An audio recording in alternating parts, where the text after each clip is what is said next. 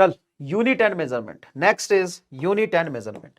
आइए अगेन सबसे important chapter है भाई मेरे, सबसे इंपॉर्टेंट चैप्टर है भाई मेरे। शुरू करते, ब्रेक व्रेक नहीं दूंगा मैं इस लेक्चर में, पहले ही क्लियर कर दूं तो ताकि तेरा स्टेट ऑफ माइंड क्लियर रहे।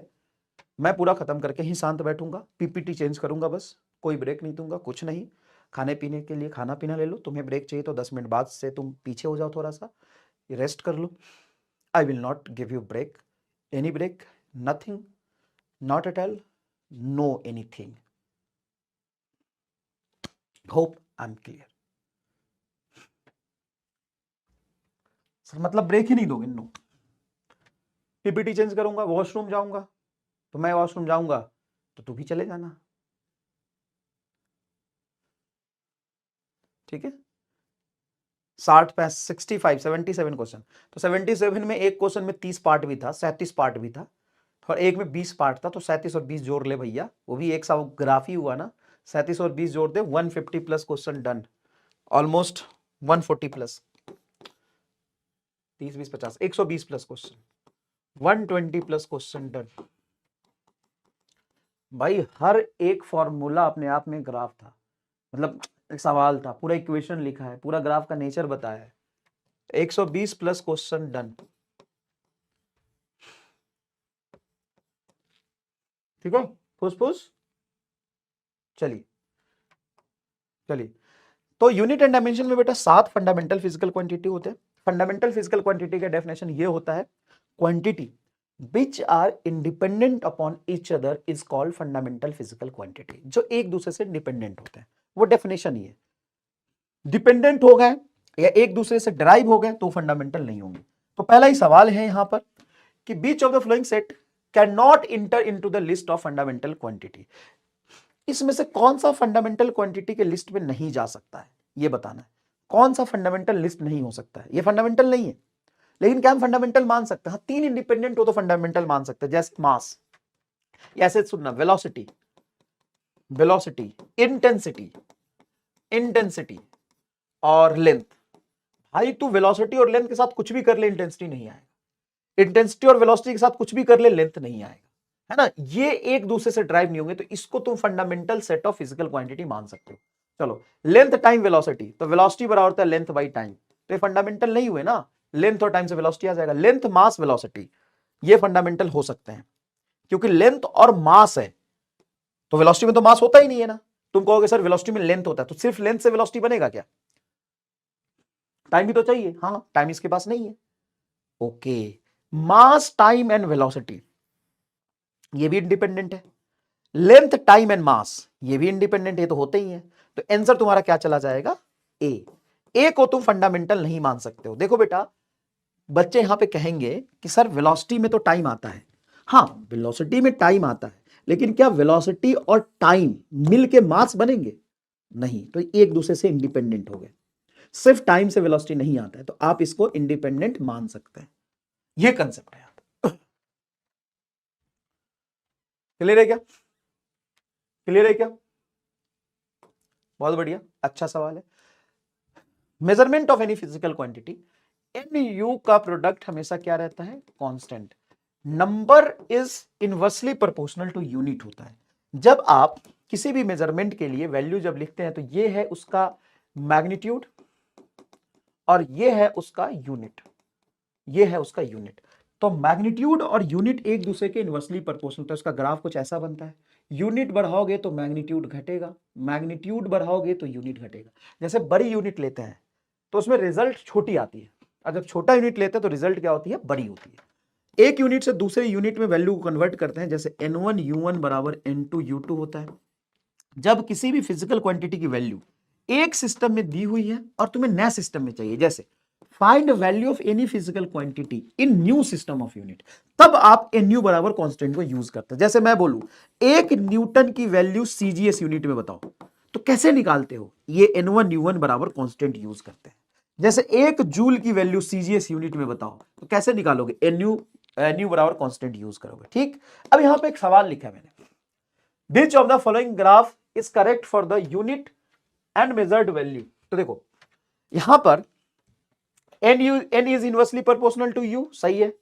NU तुम्हारा कांस्टेंट होता है N के साथ या U के साथ, ये भी सही है। NU कांस्टेंट होता है, ये भी सही है। तो क्या ऑल ऑफ दीज आ जाएगा? यस सर, NU बराबर कांस्टेंट होता है, ऑल ऑफ दीज आ जाएगा, इसमें कोई खास बात नहीं। When the unit of measurement of the quantity change, its numerical value changes. हाँ, when the unit of measurement of the quantity changed, its numerical value changes. Smaller the unit of measurement, smaller its numerical value, गलत है।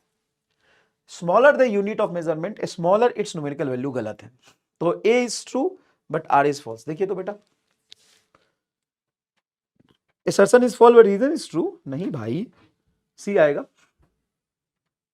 Next देखते हैं, next देखते हैं। ये करो, ये करो, ये करो, एक बार सवाल पढ़ो आराम से, एक बार सवाल पढ़ो आराम से। क्या है? If the unit of force length each increases by 4 times, then unit of energy is. इसको कैसे करोगे बताओ? क्या यहां पे NU एप्लीकेबल है या नहीं एप्लीकेबल है, बस इतना बताओ। NU इज एप्लीकेबल और not? NU is applicable, not applicable, बस इतना बताओ। NU बराबर कांस्टेंट वाला जो फॉर्मूला है N1 U1 बराबर N2 U2, मैं लगा सकता हूं या नहीं लगा सकता हूं, बस इतना बताओ, हाँ या ना में बताओ। NU बराबर कांस्टेंट इज एप्लीकेबल और नॉट?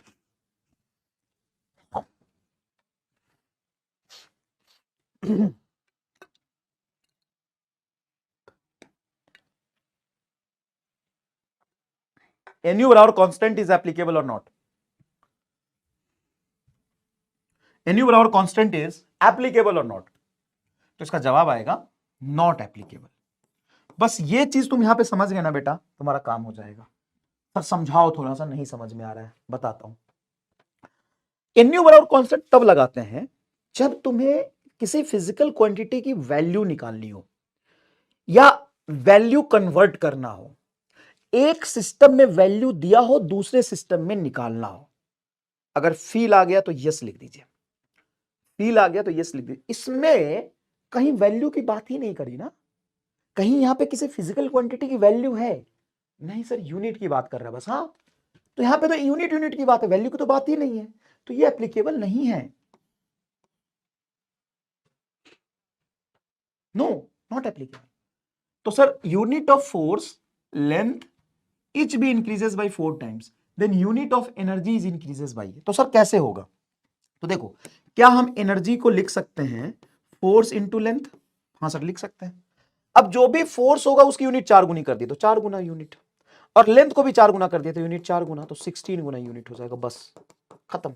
डायरेक्ट इस फॉर्मूले से होता है 16 times, that's it, nothing at all, nothing at all, खत्म। सर आंसर, हाँ, जब भी तुम्हें एक वैल्यू दिया हो और उसका वैल्यू किसी दूसरे यूनिट में पूछे, वैल्यू की बात हो, तब आप लगाओगे NU बराबर कांस्टेंट। जब तक वैल्यू की बात ना हो तब तक NU बराबर कांस्टेंट नहीं लगाएंगे। भाई बहुत बड़ी बात है, 90% बच्चे इसमें क्या रहते हैं, कंफ्यूजियाज रहते हैं। देखो, the density of the material in CGS unit is 4 gram per centimetre cube. देख, एक वैल्यू दिया है, density of the material in CGS unit एक वैल्यू दिया है, in a system of unit in which unit of length is 10 centimeter and unit of mass is 100 gram, then value, सुन मेरी बात, सुन मेरी बात, सुन मेरी बात, जब तुम्हें वैल्यू दिया हो और नए सिस्टम में वैल्यू पूछे तब NU बराबर कांस्टेंट लगाओगे। किसके लिए NU बराबर कांस्टेंट? तो density of the material in CGS unit दिया हुआ है, तो डेंसिटी के लिए आप लिखोगे N इंटू U पहले यूनिट में और N इंटू U दूसरे यूनिट में। वैल्यू दिया है तुम्हारा 4 ग्राम पर सेंटीमीटर क्यूब, और ये हो जाएगा तुम्हारा मैग्नीट्यूड और ग्राम डैश सेंटीमीटर डैश का क्यूब, तो ये हो जाएगा 4 gram by centimetre cube is equal to N2। Gram dash क्या होगा?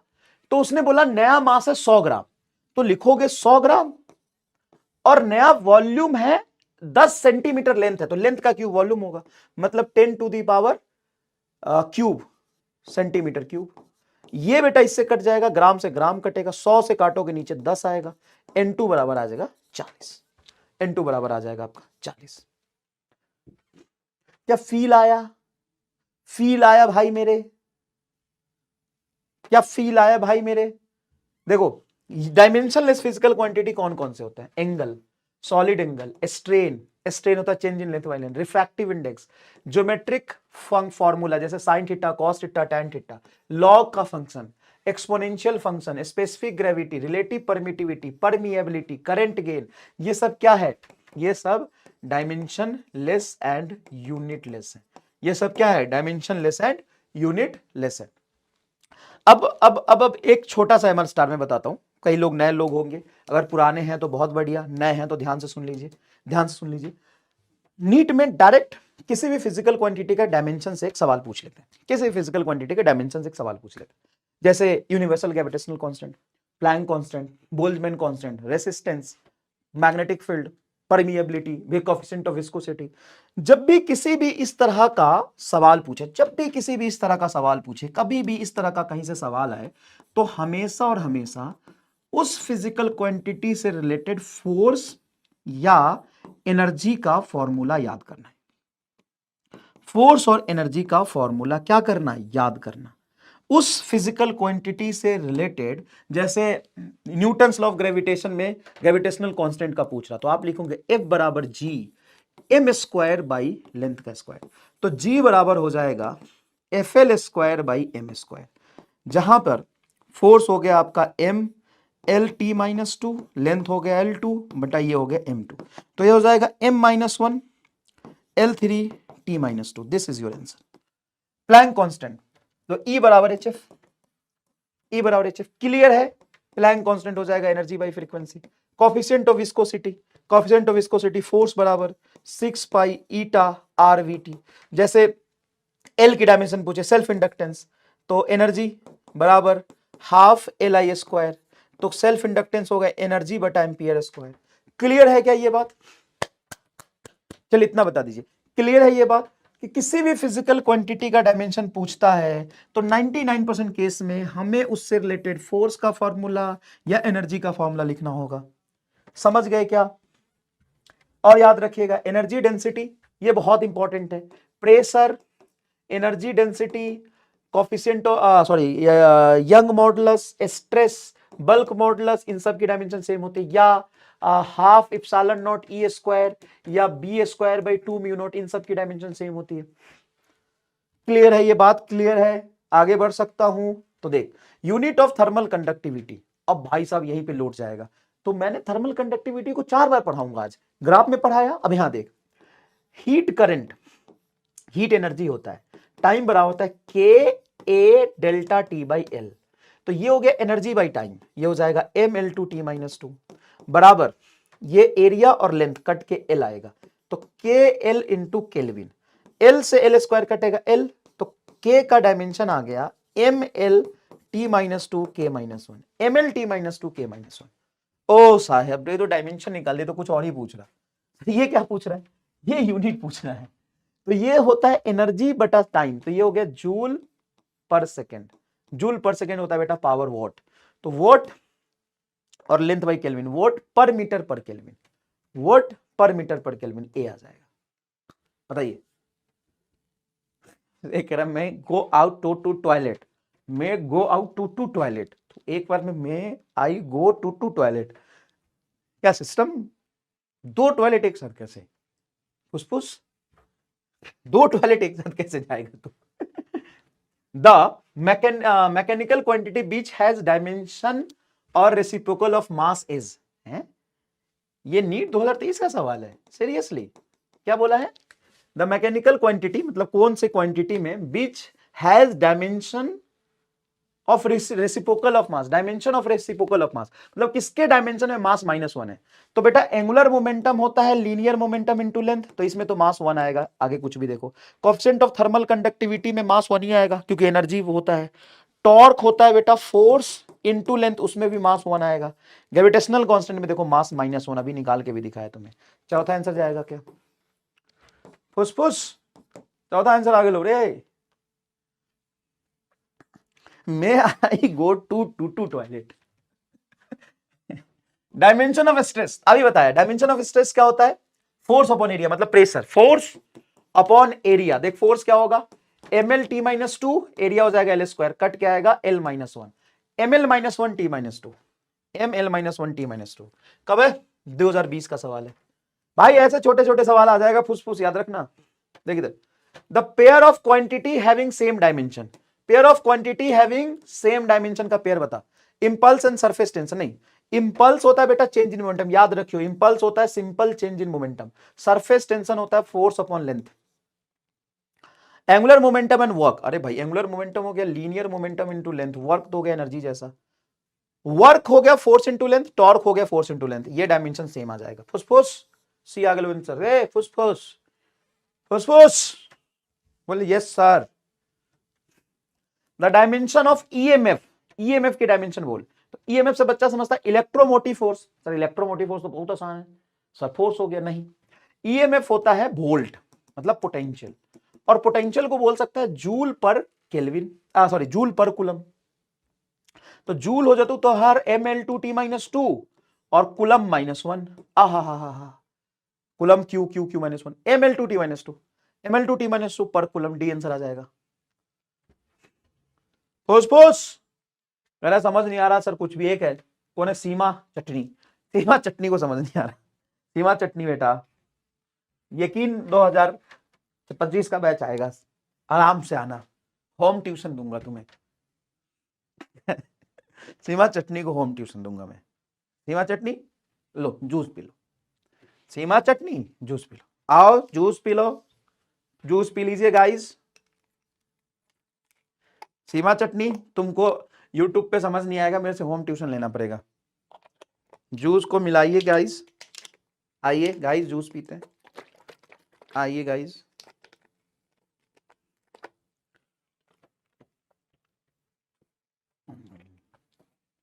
अब कहेगा कि सर आपने तो जूस पिया हमको नहीं दिया, जिसको नहीं समझ में आ रहा है उसको होम ट्यूशन, स्कूल में भी ऐसी होता है, होम ट्यूशन लेना पड़ेगा। सीमा चटनी आइए, सीमा चटनी देख दे, match the list one with list two, gravitational constant, तो अभी निकाला ग्रेविटेशनल कांस्टेंट, रट ले भाई, M minus one L three T minus two होता है, तो ग्रेविटेशनल कांस्टेंट ये आ गया, M minus one L three T minus two, अभी दो बार निकाल दिया मैंने, तो ए का होगा दूसरा, तो ए का दूसरा दूसरा दूसरा, ये नहीं होगा, ठीक है भाई।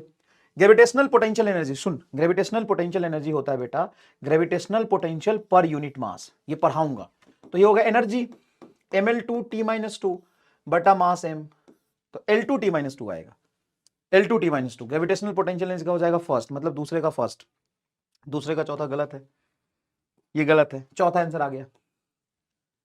ओहो नहीं नहीं नहीं नहीं नहीं, ग्रेविटेशनल पोटेंशियल का आएगा फर्स्ट, ग्रेविटेशनल पोटेंशियल तो एनर्जी है, तो एनर्जी का तो ये आएगा, ग्रेविटेशनल पोटेंशियल एनर्जी का चौथा आएगा, मतलब दूसरे का चौथा है, सॉरी सॉरी सॉरी सॉरी, दूसरे का चौथा, सी का पहला, ये आ गया,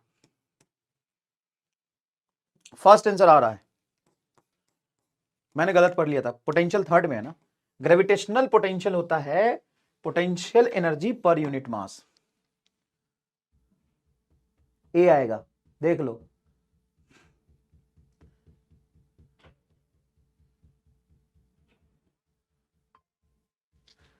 कर 10 मिनट में खा के आते हैं, मतलब क्या खाते हैं तो तुमको 10 मिनट लगता है, चल इधर देख, dimensional formula of physical quantity is M a L b T minus c, M का पावर ए, एल का पावर बी, टी का power c, then the physical quantity is spring constant, if a is one, b is minus one, c is minus two. बेटा spring constant पता है क्या होता है, F बराबर के इंटू एक्स, तो के बराबर होगा M L T minus two बटा एल, तो एल का पावर जीरो होना चाहिए स्प्रिंग कांस्टेंट में, और एल का पावर बी है तो बी जीरो होना चाहिए, लेकिन बी माइनस वन दिया, गलत है।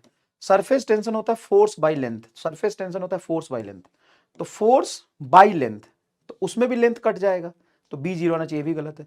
Force a one b one c two, नहीं टाइम माइनस टू होता है।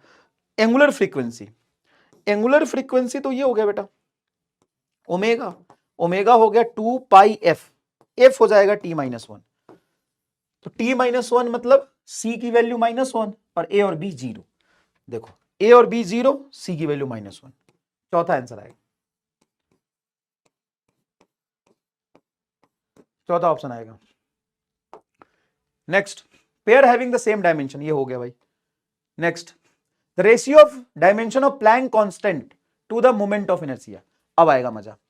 प्लैंक कांस्टेंट का डायमेंशन क्या होता है, तो E बराबर होता है बेटा HF। तो प्लैंक कांस्टेंट हो गया ML2T-2 बराबर H इंटू T-1, ये कटेगा T-1 इधर आएगा, तो ML2T-1 हो गया प्लैंक कांस्टेंट, बटा मोमेंट ऑफ इनर्शिया हो गया ML², कट जाएगा, तो फ्रीक्वेंसी के बराबर आ रहा। एंगुलर मोमेंटम नहीं, टाइम नहीं, वेलोसिटी नहीं, फ्रीक्वेंसी चौथा आंसर आएगा। चलिए नेक्स्ट देखिए, EL and mg denoted the quantity as energy, angular momentum, mass constant and gravitational respectively, ठीक है, constant of gravitational respectively। then dimension of P, formula P बराबर है E L2 m-5 g-2। तो इसकी dimension क्या होगी पूछी है। एक बात बताऊं, सबका डायमेंशन मत रख, सब में सिर्फ मास रख। E क्या है तेरा, एनर्जी, एनर्जी में एक मास होता है, लेंथ में तो मास होता नहीं, ये मास का पावर -5 है। G में बेटा मास का पावर -1 होता है, पावर -2, तो m² हो गया। तो m देखो देखो ना, मास का पावर -1, अरे भाई मास का पावर -1 और ये -2 है, तो m² हो जाएगा। m² और m का पावर 2 और -5, तो m का पावर -3 आंसर आना चाहिए। कहीं पे है, ओ भाई सब पहले ही गलत हो गए, रुक रुक रुक रुक। ELMNG, ठीक है, denoted the quantity of energy. अच्छा एंगुलर मोमेंटम है भाई साहब, ये वही मैं कहूं कि कैसे गलत हो सकता हूं मैं, नहीं हो सकता।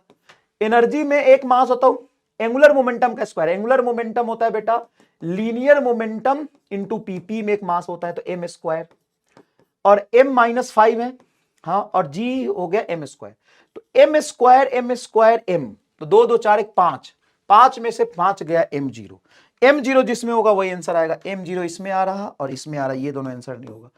मैंने क्या किया है कमेंट बॉक्स में एक्सप्लेन करने की कोशिश करेंगे आप, मैंने क्या सोचा है, मैंने क्या सोचा है, कोई कमेंट बॉक्स में एक्सप्लेन करने की कोशिश करेगा। सर लेंथ से भी कर सकते हैं, हाँ, एनर्जी में 2 लेंथ होता है L², एंगुलर मोमेंटम होगा लेंथ और P होता है ml, L², 2 लेंथ होता है, और एंगुलर मोमेंटम का होल स्क्वायर मतलब 2 4 लेंथ, m में कोई लेंथ है नहीं, और g में होता है L3, तो L-6 आएगा।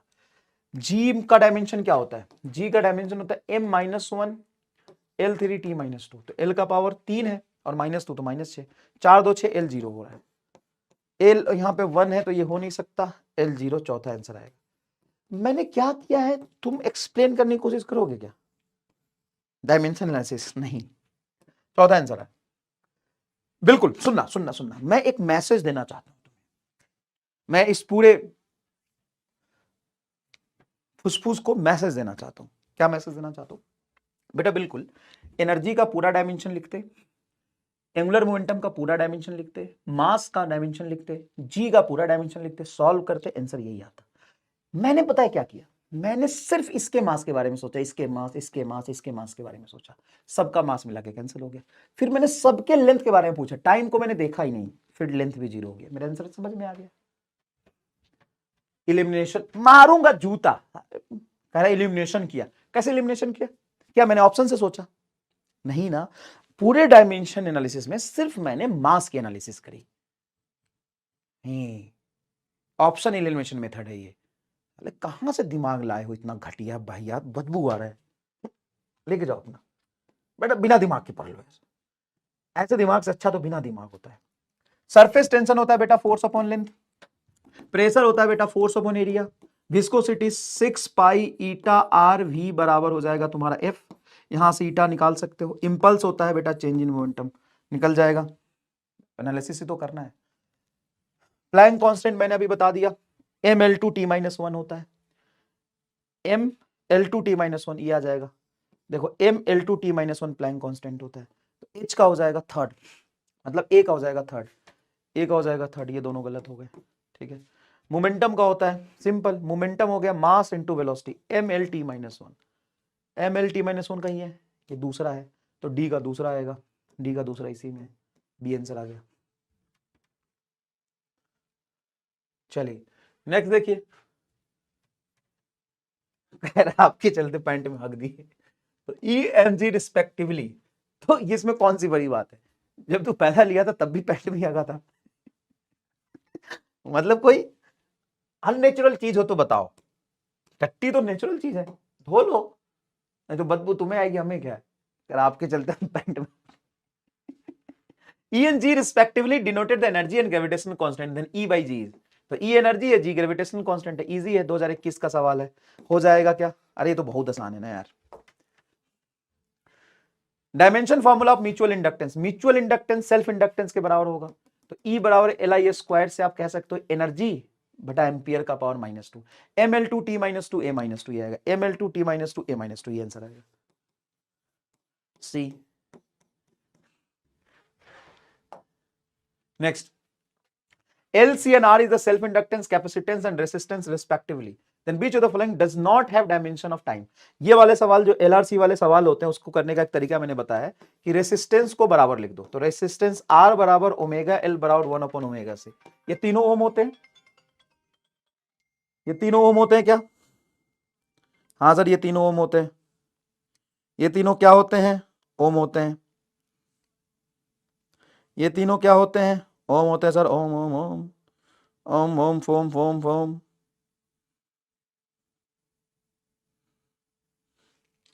ये तीनों क्या होते हैं? ओम। तो यहां से ओमेगा को लिख सकते हो 2π/t, तो R बराबर L/t बराबर T/c। क्या ये तुम्हारा एनालिसिस टाइम दे देगा? देखो बेटा, R बराबर L/t बराबर T/c, यहां से आप टाइम टाइम खेल सकते हो क्या? ये मास्टर समझ में आया क्या?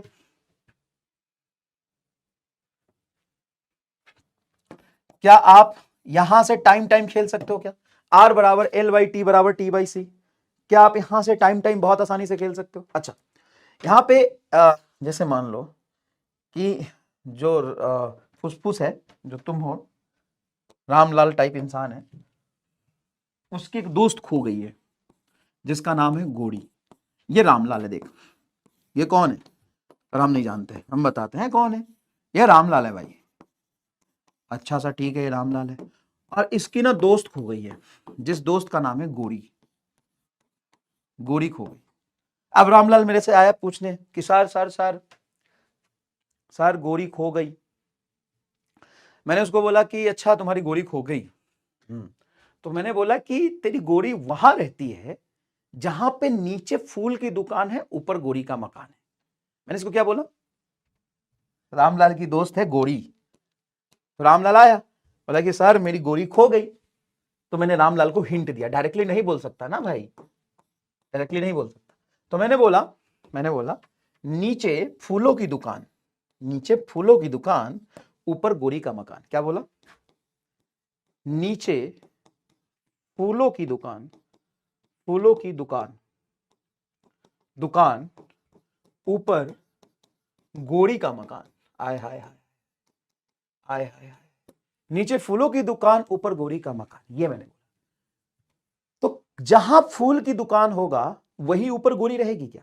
जहां जहां फूल की दुकान होगा हर जगह ऊपर गोरी होगा क्या? नहीं सर, हर जगह तो नहीं हो सकती। तो नीचे फूलों की दुकान, ऊपर गोरी का मकान, तो ऐसा भी तो दुकान हो सकते फूल के जिसके ऊपर गोरी का मकान ना हो। हाँ, लेकिन जहां गोरी का मकान है उसके नीचे फूल की दुकान तो पक्का है।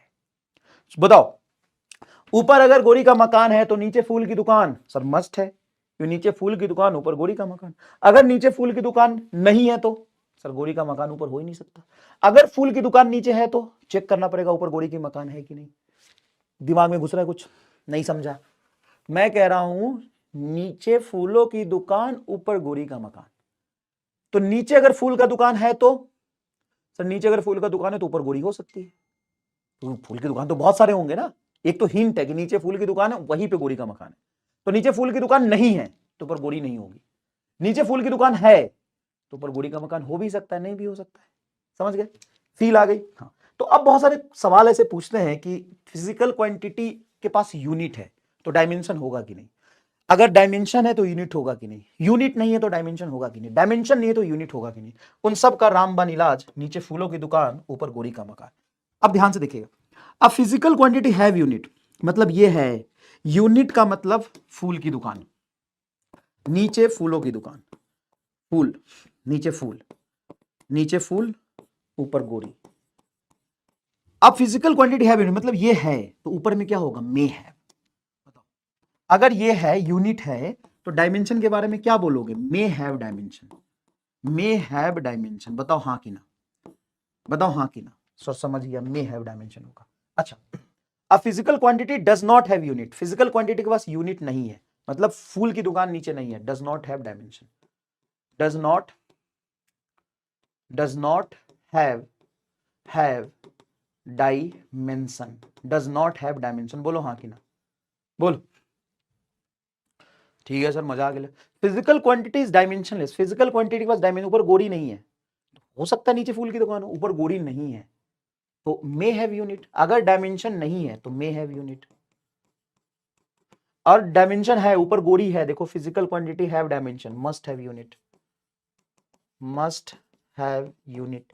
क्या कॉमन सेंस है, तुम समझ पा रहे हो, कॉमन सेंस से समझ पा रहे हो। अब इस पे सवाल देखो क्या है, डायमेंशनलेस क्वांटिटी मतलब ऊपर नहीं है, may have unit, never have unit, always have unit नहीं है, डज नॉट एग्जिस्ट नहीं बोल सकते, मे हैव यूनिट। एग्जांपल बता देता हूं, एंगल, एग्जांपल बता देता हूं, एंगल, एग्जांपल बता देता हूं, एंगल। बोलो हाँ कि ना, बोलो। डायमेंशन लेस है ना बेटा, डायमेंशन नहीं है तो यूनिट हो सकता है। क्लियर है क्या, देख यूनिट लेस क्वांटिटी, यूनिट नहीं है मतलब नीचे फूल की दुकान ही नहीं है साला, तो गोरी कहां से आएगी। May have non zero dimension नहीं, always have non zero dimension नहीं, never has non zero dimension, never has non zero dimension, non zero मतलब है, डायमेंशन है, नेवर हैज डायमेंशन, ये होगा आंसर। डायमेंशन लेस होगा तो आंसर सी आएगा। देख लो कैसे लेंदी लैंग्वेज में पूछ रहा है, अभी भी सी आएगा आंसर।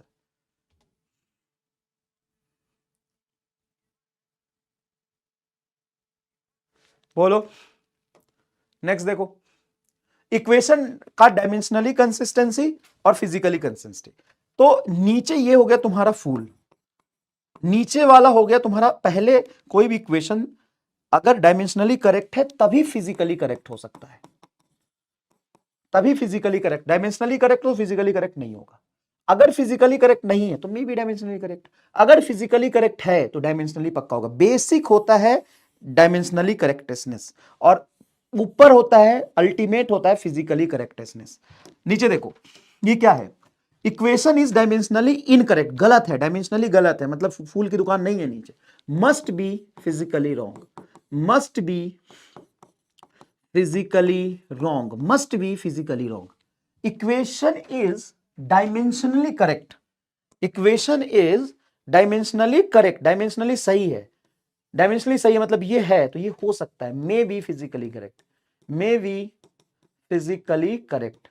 अगर अगर ये सही है तो ये हो सकता है, ये गलत है तो ये नहीं होगा। इक्वेशन इज फिजिकली करेक्ट, ये करेक्ट है, ऊपर गोरी पाई गई तो नीचे फूल की दुकान तो होगी, must be dimensionally correct, must be dimensionally correct. Equation is physically wrong, physically wrong है, फिजिकली रॉन्ग है तो may be dimensionally correct, may be dimensionally correct. ऊपर नहीं है तो नीचे हो सकता है। एग्जाम्पल इसका बता देता हूं, इसका एग्जाम्पल बता देता हूं, example energy is equal to 3/2 MVA square. बताओ डायमेंशनली सही है यार, ऐसे 3/2 तो नंबर है, MVA स्क्वायर ही तो एनर्जी बनेगा, लेकिन फिजिकली गलत है। इतना तो दिमाग है, गोरी में दिमाग चल जाता तुम्हारा। बताओ गोरी मिली कि ना मिली, बोलो गोरी मिली, गोरी, गोरी मिली, गोरी। चलो let us consider equation half MVA square बराबर mgh, where m is the mass of the body, v is the velocity, is the acceleration due to gravity and h is height. Let us consider an equation, ठीक है। This equation is dimensionally correct, MVA square mgh सही है। All dimensionally correct equation are correct, wrong, no, no भाई no, all dimensionally correct must be equation correct, नहीं, गलत है ये। Clear, समझ ही नहीं रहा है यार, क्या बात कर रहे हो। ये कह रहा है कि लाइफ में नंबर 1 ट्रेंडिंग चल रहा है आपका लेक्चर, सही बताओ, सबको फुस फुस जलेबी दूंगा, बतासा बंटवा दूंगा पूरे इंडिया में। क्या बात कर रहे हो, क्या बात कर रहे हो, बतासा बंटवा दूंगा अभी। ऐसे थोड़ी ना होता है, झूठ बोल रहा है, झूठ बोल रहा है, मेरे से मजाक करता है भाई, शर्म नहीं आ रहा तुम्हें?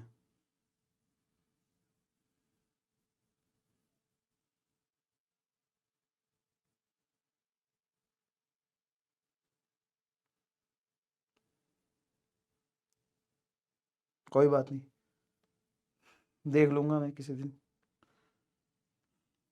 मजाक कर रहा है, देखो इसको, मेरे से मजाक कर रहा है, हंसी मजाक की चीज होती है ये सब, बता, ऐसा हंसी मजाक की चीज होती है क्या? मेरे से मजाक कर रहा है,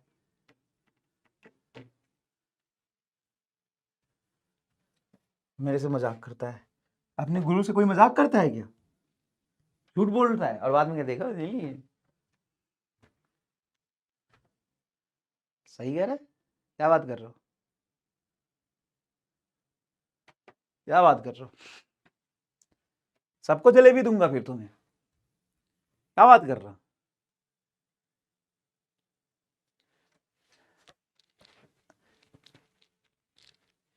क्या बात कर रहे हो,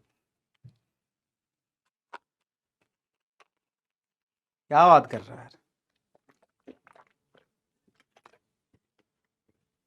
सही बताओ।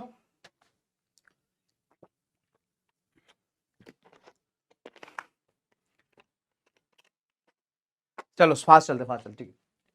तो क्या समझ में आया? डायमेंशनली अगर करेक्ट है तो इक्वेशन इक्वेशन करेक्ट हो ये जरूरी नहीं है। क्या आपको समझ में आया ये बात? चलिए, डायमेंशनली रॉन्ग और inconsistent equation must be wrong. नहीं, डायमेंशनली रॉन्ग अगर है तो मस्ट बी रॉन्ग, सही है। डायमेंशनली अगर एक बार रॉन्ग हो गया तो पक्का रॉन्ग होगा। Dimensionally correct equation is an exact और करेक्ट इक्वेशन, नहीं गलत है।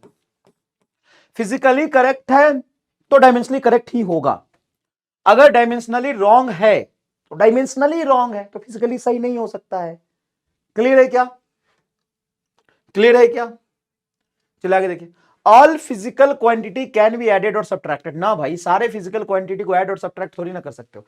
सेम डायमेंशन वाली फिजिकल क्वांटिटी को ही हम ऐड और सब्ट्रैक्ट कर सकते हैं। सेम डायमेंशन वाली फिजिकल क्वांटिटी को हम ऐड और सब्ट्रैक्ट कर सकते हैं, ठीक है। नेक्स्ट देखिए, all physical quantity should not have same dimension for addition and subtraction. All physical quantity should not have same dimension for addition subtraction, गलत है। डायमेंशन सेम होनी चाहिए। तो क्या होगा? दोनों स्टेटमेंट गलत है। Statement 1 and statement 2 both are wrong. P, Q are the physical quantity have different dimension.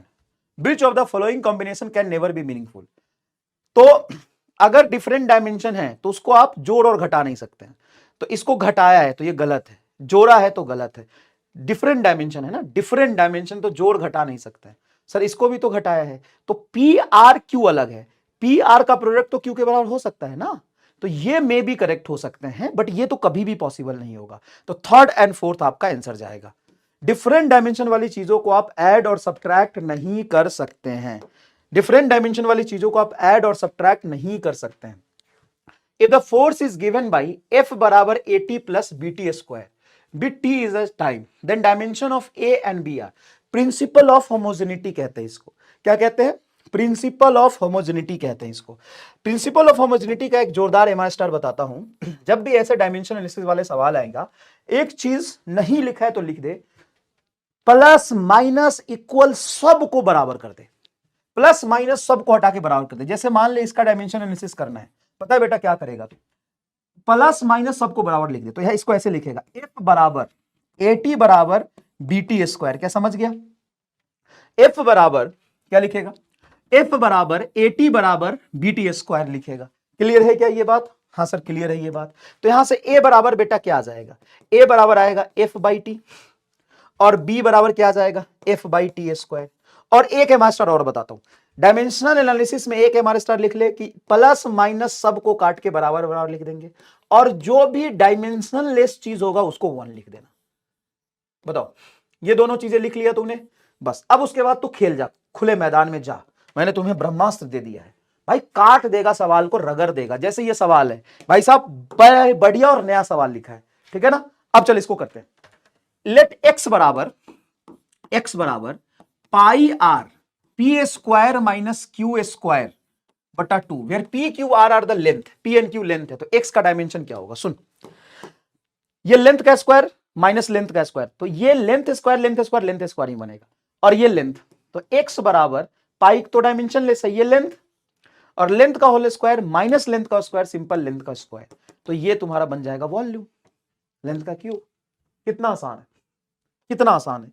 Next देख, dimension of A cross be in the relation, ये एक रिलेशन दिया है, सुन सुन सुन, मजा आ जाएगा, अभी सुनना, अभी देखना।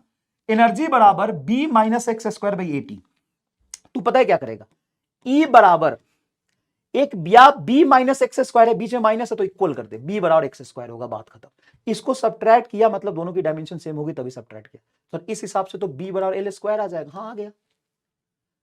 अब बी एल स्क्वायर ये एल स्क्वायर, तो ऊपर simple L square by a T, तो ए को यहां ले जा, ए बराबर हो गया L square by a T, हमें क्या बोला ए इंटू बी, तो ए ये रहा और बी एल स्क्वायर है, तो ए इंटू बी हो जाएगा बेटा, एक मिनट ई टी, तो ए इंटू बी हो जाएगा, ए हो गया एल स्क्वायर बटा एनर्जी हो गया M L two T, M L two T minus two into T, और बी भी तुम्हारा एल स्क्वायर, एक एल स्क्वायर से एल स्क्वायर कटेगा, एम ऊपर गया M minus one L two T minus one, M L two M minus one L two T one, ये आ गया, दूसरा आ गया। क्या ऐसे सवाल कर लोगे बेटा, क्या ऐसे सवाल तुम कर लोगे बताओ?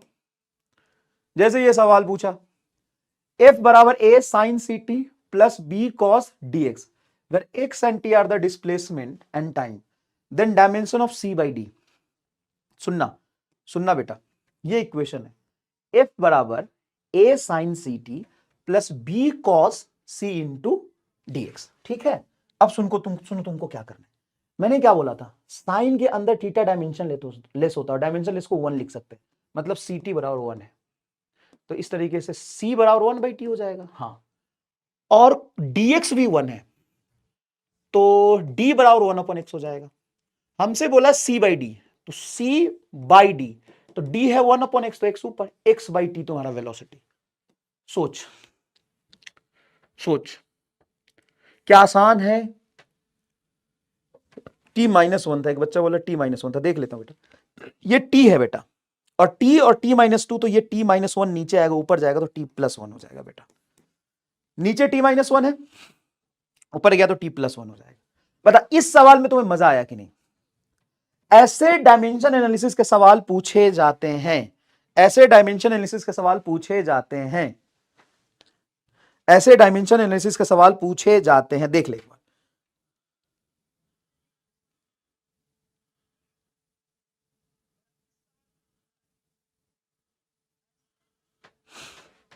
बताओ,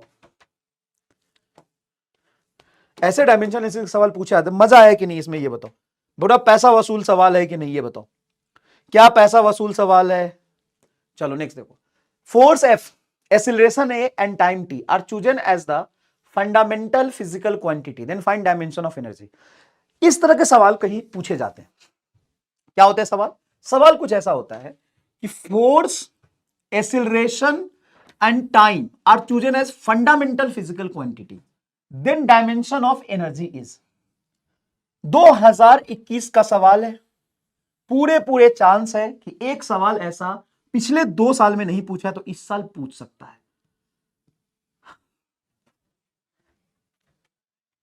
पूरी फिजिक्स ऐसे तो कैसे हो गई, ना इधर मुझे भी दिक्कत हो रही, बहुत बचा हुआ है, लगभग लगभग 3.5 घंटे हुआ है, कैसे पूरी फिजिक्स होगी, मुझे भी टेंशन हो रही है। करने से होगी, करता रहूंगा जब तक नहीं होगी, लिखता रहूंगा, खड़ा रहूंगा जब तक नहीं होगी, और खत्म करके जाऊंगा। तो थोड़ा टाइम लग जाएगा, बिना टाइम लगाए डॉक्टर बनेगा, बिना टाइम लगाए डॉक्टर बन जाएगा। सारी चीजें पढ़नी है तो जादू कर दूं, दे दूं, डाल के सो जाना, खाने की जरूरत नहीं है, डाल के सो जाना, उसका सीधा डॉक्टर, उसके बाद सीधा भारत रत्न, और उसके बाद सीधा नोबेल प्राइज, बस डाल के सो जाना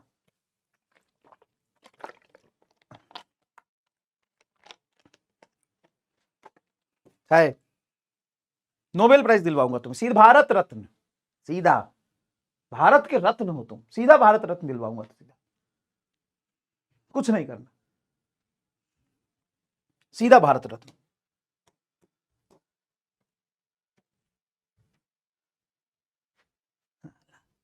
देख इधर, ऐसे सवाल आते हैं जिसमें कुछ ग्रुप ऑफ फिजिकल क्वांटिटी को फंडामेंटल मान लेगा। क्या करेगा? ग्रुप ऑफ फिजिकल क्वांटिटी को फंडामेंटल मान लेगा और बोलेगा तीसरे का डायमेंशन बताओ। तीसरे का कहां डालने की बात हो रही ये तो उसी को बताऊंगा ना, सब जान के क्या करोगे? तुमको भी भारत रत्न चाहिए क्या? चलो ठीक है, फिर बताओ किसको किसको भारत रत्न चाहिए, सबको बता दूंगा किसको किसको भारत रत्न चाहिए।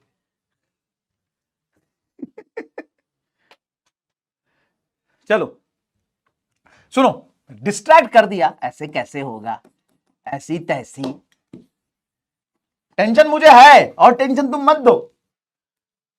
चलो पेस में चलते हैं, अब साओ पेस में चलते हैं। सुनो, सबसे पहले सवाल का नेचर समझो। ऐसे सवाल पूछे जाते हैं जहां पे फोर्स, एक्सीलरेशन और टाइम, इन तीनों को फंडामेंटल माना है और डायमेंशन एनर्जी का पूछा है। तो इसको करने के सबसे आसान एमआर स्टार बताता हूं, एक सबसे आसान और इजी। क्या? कोई एनालिसिस नहीं सर, आपने क्लास में से बताता हूं, आज नया बता रहा हूं एकदम, एनालिसिस करके मैंने बताया था।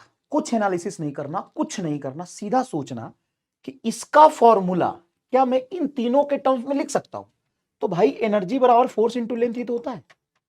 हाँ लेकिन लेंथ में एक्सीलरेशन तो नहीं आया, एक काम कर, टी स्क्वायर से मल्टीप्लाई टी स्क्वायर से डिवाइड कर दे, तो ये तेरा फोर्स हो गया, L by T square acceleration होता है और ये टी स्क्वायर हो गया, तो F A T square answer, F A T square, F A T square चौथा आंसर। बोल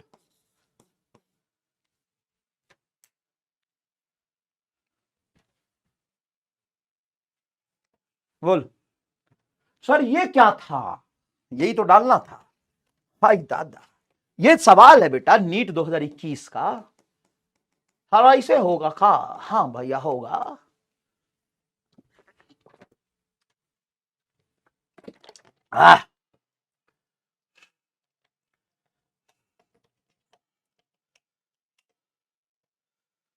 होगा फुसफुस, बोल सर मजा आ गया इसमें तो, बिल्कुल हो जाता है। तो सबसे पहले सोचना क्या ऐसा हम कर सकते, एक मेथड बताया मैंने, इस तरह के सवाल का एक मेथड है ये, एक मेथड, क्या हम ऐसा कर सकते हैं, ऐसा हो रहा है तो हो जाएगा। ठीक, चलो अब दूसरा देखो, दूसरा क्या है, नया सवाल एकदम ब्रांड न्यू लाया हूं तेरे लिए, बोला था ना, बोला था ना नया नया लाऊंगा, बोला था ना। देख, see the velocity of light, of course g is acceleration due to gravity and p is the atmospheric pressure। भाई साहब कहां घूम रहा है, velocity, acceleration due to gravity, p pressure, ठीक है भाई, pressure of the fundamental MK system, then dimension of length, length चाहिए। सोच यहां से लेंथ आ सकता है क्या, फॉर्मूले में देख तो लेंथ आ सकता है क्या? सर लेंथ फोर्स बटा एरिया, नहीं नहीं, लेंथ कैसे होगा, लेंथ लाना है। हाँ एक मिनट, ये एक्सीलरेशन है और ये सी है, एक्सीलरेशन होता है T minus to, L T minus to, ये होता है एल टी माइनस वन। तो अगर मैं सी स्क्वायर लिख दूं तो L two T minus to होगा, हाँ, और बटा जी, सी स्क्वायर बटा जी, तो जी में खुद एल टी माइनस टू है तो ये कट गया, एल आ गया, तो C square by G answer, C square by G answer. ले वो चाचा। दूसरी बात, तुम्हें लेंथ पूछा है, हाँ सर लेंथ पूछा है, लेंथ को डिराइव करना है speed, acceleration due to gravity और प्रेशर में। बेटा सी होता है L T minus one, g होता है एल टी माइनस टू और प्रेशर होता है फोर्स अपॉन एरिया, तो M L minus one T minus two. अब तू ऑप्शन से भी देख सकता है, वेलोसिटी बटा एक्सीलरेशन से तो लेंथ कट जाएगा, लेंथ आएगा नहीं, क्योंकि ये एल टी माइनस वन, ये एल टी माइनस टू, तो इसमें तो लेंथ ही कट जा रहा है। और इसमें सी बटा पी है, पी में एक मास है, सी में मास है नहीं, तो इसमें मास आ जाएगा, लेकिन हमें तो सिर्फ लेंथ चाहिए, तो ये गलत हो गया, मास दे रहा है पी, पी सी जी, पी में मास आएगा लेकिन हमें मास नहीं चाहिए, और इस ये मास काट नहीं पाएगा, इसलिए गलत है, ये आंसर सही आ गया। क्या मैंने तुम्हें दो तरीके से समझाए? हाँ सर, लेकिन हम तो फुसफुस, हमको तो एक नहीं आया।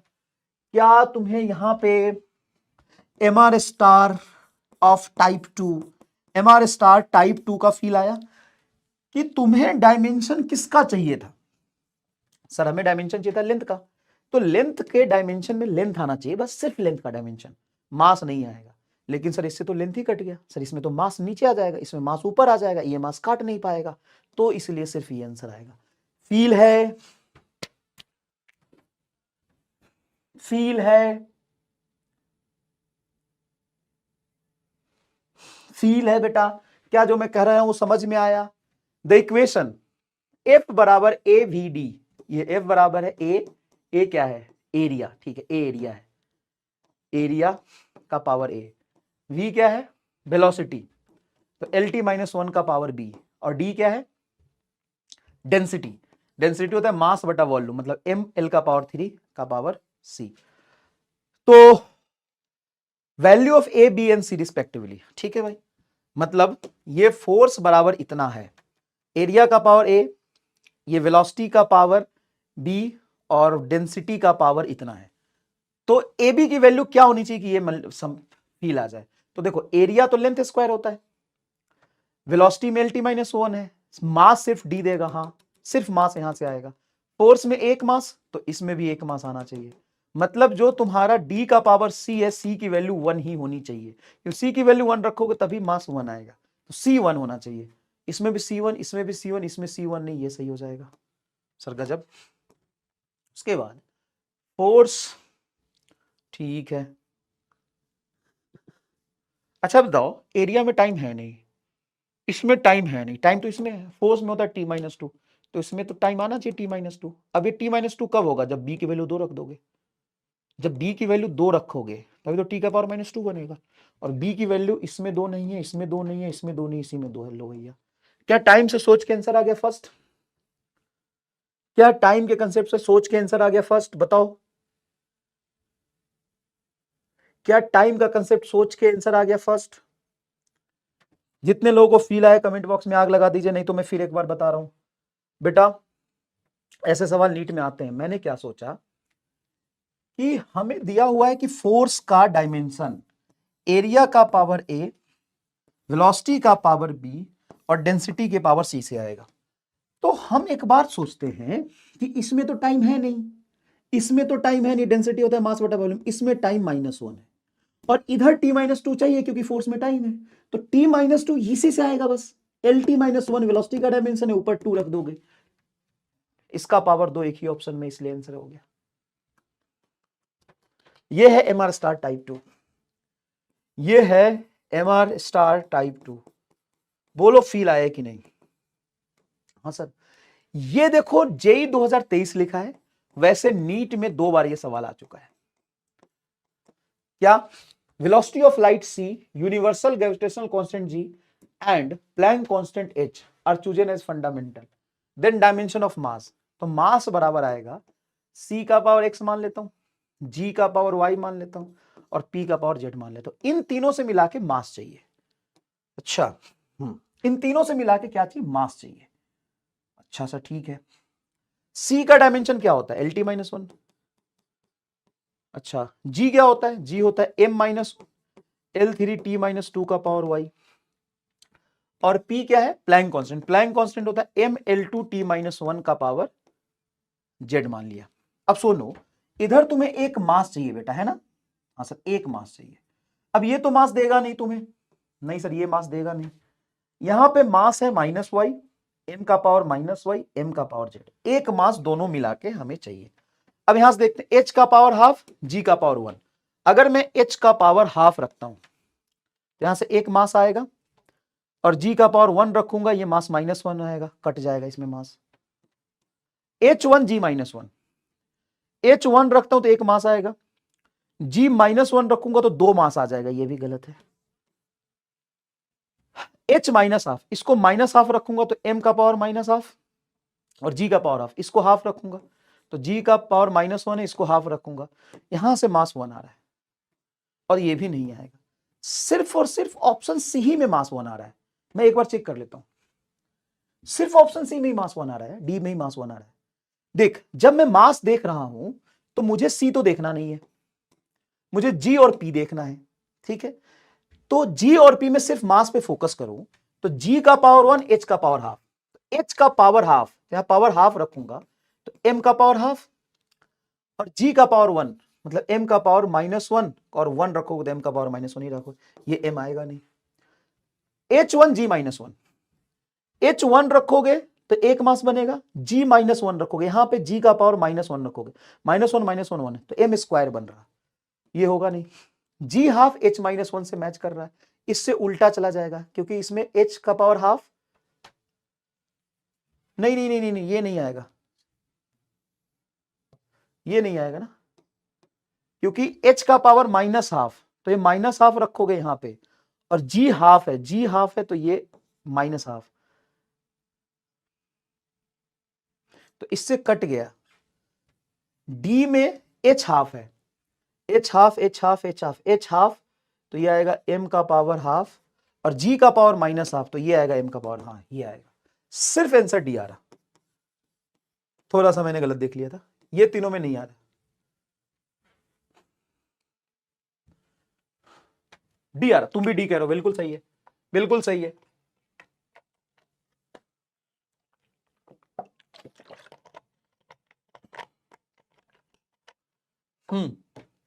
डी रिपीट कर देता हूं बेटा, अगर तूने ये सीख लिया ना, देख जेई के सवाल एक लाइन में हो गई, और नीट में भी ऐसे सवाल बहुत पूछे।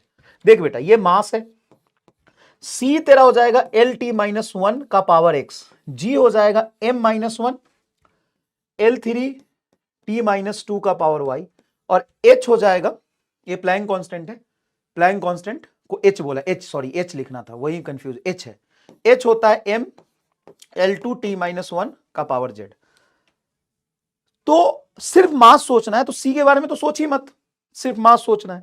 मास किससे आएगा, मास सी से तो देखा आएगा नहीं, इससे तो आएगा नहीं, मास इस दोनों से आएगा।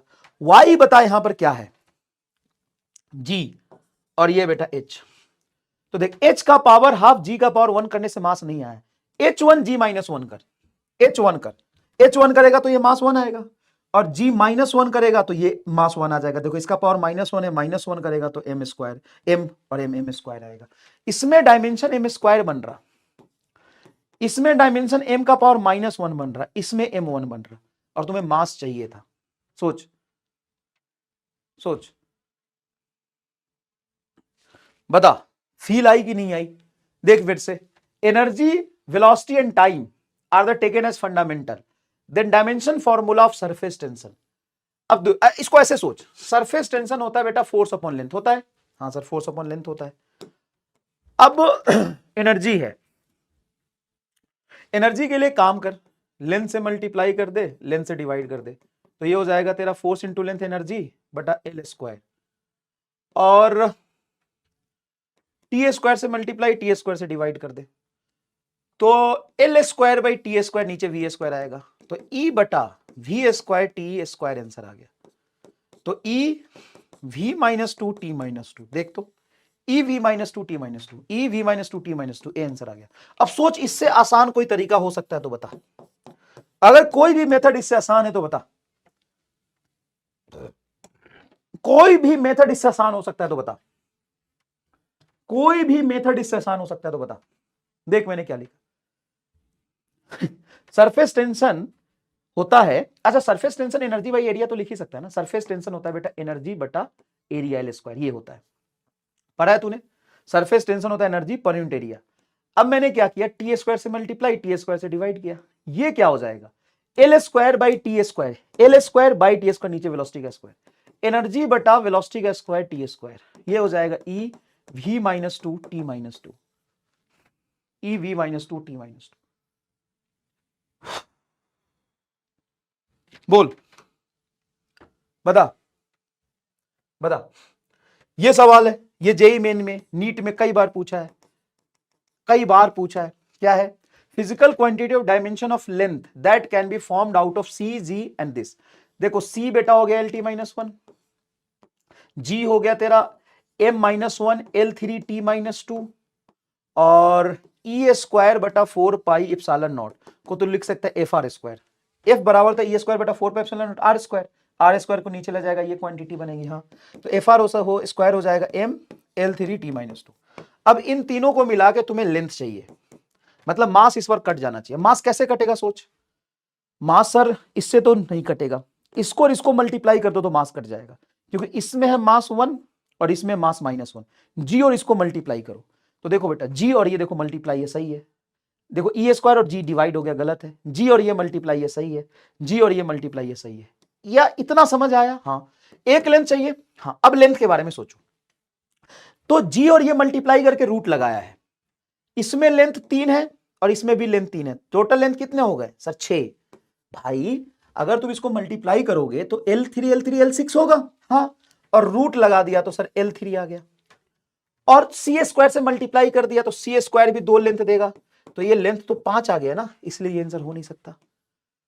सर गजब, लेंथ और लेंथ मल्टीप्लाई करेंगे तो लेंथ 6 आएगा, और सी स्क्वायर कर दोगे नीचे 2 लेंथ, तो ये भी नहीं कटेगा। लेंथ और लेंथ 3 लेंथ 6 का पावर हाफ L3, और बटा नीचे सी स्क्वायर, तो नीचे 2 लेंथ आएगा, 2 लेंथ 3 लेंथ को काटेगा, सिर्फ लेंथ, चौथा आंसर। ले, समझ पा रहा है तो बता, क्या सीधा तुमको फील आया कि नहीं, दिल में गया कि नहीं, बता दिल में गया कि नहीं है? इससे आसान नहीं हो सकता, इससे आसान नहीं हो सकता। ये नीट 2016 का सवाल है, सॉल्व कर लेना, एक लाइन में तुम्हें फील आ जाएगा, ये आंसर आएगा फर्स्ट। ये होमवर्क देता हूं, इसी तरीके से आपको सॉल्व करना है, इसी तरीके से सॉल्व करना है। यहां पे क्या है, pressure represent speed of light and Q represent radiation energy. P तुम्हारा प्रेशर है, प्रेशर होता है ml-1 t-2, C speed of light होता है lt-1, तो P का पावर x, C का पावर z, और Q क्या है, represent radiation energy striking per unit area, तो एनर्जी हो गया ml2 t-2 per unit area पर सेकेंड। ये हो गया तुम्हारा y इस डायमेंशनलेस m0 l0 t0। अब ये डायमेंशनलेस कब होगा, जब सब कट जाए, मास का पावर x और मास का पावर y, इसमें मास का पावर देख x है और इसमें मास का पावर तेरा क्या है, y है, तो कटेगा तभी जब ये डिवाइड होगा, तभी तो मास से मास कटेगा। तो x और y का पावर उल्टा होना चाहिए, x1 y1 गलत, x1 y-1 सही, x -1 y1 ये भी सही, x1 y1 ये गलत। ये दोनों पॉसिबल आंसर हो सकते हैं, जब तक ये डिवाइड नहीं होंगे तब तक कटेगा नहीं। क्या तुम्हें यहां से 2 ऑप्शन कटते हुए समझ में आया? क्या यहां से आपको 2 ऑप्शन कटते हुए समझ में आया? चलिए चलिए आइए बेटा, एरर वाला कंसेप्ट समझते हैं। एरर एनालिसिस, एरर एनालिसिस बेटा एब्सोल्यूट एरर होता है, एब्सोल्यूट एरर होता है true value minus measured value का mod, unit and dimension same as physical quantity, same as physical quantity. याद रखिएगा, याद रखिएगा कि जो एब्सोल्यूट एरर होता है, क्या होता है बेटा, एब्सोल्यूट एरर होता है, उसका डायमेंशन फिजिकल क्वांटिटी के डायमेंशन के बराबर होता है। एब्सोल्यूट एरर को डेल्टा एक्स से लिखे, और ये आपका ट्रू वैल्यू है, ये होता है बेटा रिलेटिव एरर, रिलेटिव एरर, और परसेंटेज एरर बराबर होता है delta x by x multiply 100। ये दोनों यूनिट लेस और डायमेंशन लेस होते हैं, याद रखिएगा, unit less and dimension less होते हैं, ये दोनों के पास कोई यूनिट नहीं होती है। मैथमेटिकल एक्सप्रेशन में देखोगे, जैसे z बन रहा है मान ले a प्लस बी से, और z बन रहा है मान ले a माइनस बी से, z बन रहा है मान ले a इंटू बी से, z बन रहा है मान ले a बाई बी से, z बन रहा है मान ले a स्क्वायर इंटू बी से। तो जब भी बेटा एडिशन और सब्ट्रैक्शन होगा तो आप लिखेंगे एब्सोल्यूट एरर, डेल्टा z बराबर delta a plus delta b. Relative error निकालने के लिए आप z से डिवाइड कर दीजिए, delta a plus delta b by z हो जाएगा आपका a प्लस बी। यहां पे डेल्टा z बराबर हो जाएगा delta a plus delta b. Relative error निकालना है तो z से डिवाइड करेंगे, delta a plus delta b, z हो जाएगा आपका a माइनस बी। क्लियर है क्या? हाँ सर, z बराबर a इंटू बी है, तो जब भी आपको एडिशन और सब्ट्रैक्शन हो तो आप डायरेक्टली पहले एब्सोल्यूट एरर ही लिखेंगे। क्या लिखेंगे? सिर्फ और सिर्फ एब्सोल्यूट एरर ही लिखेंगे।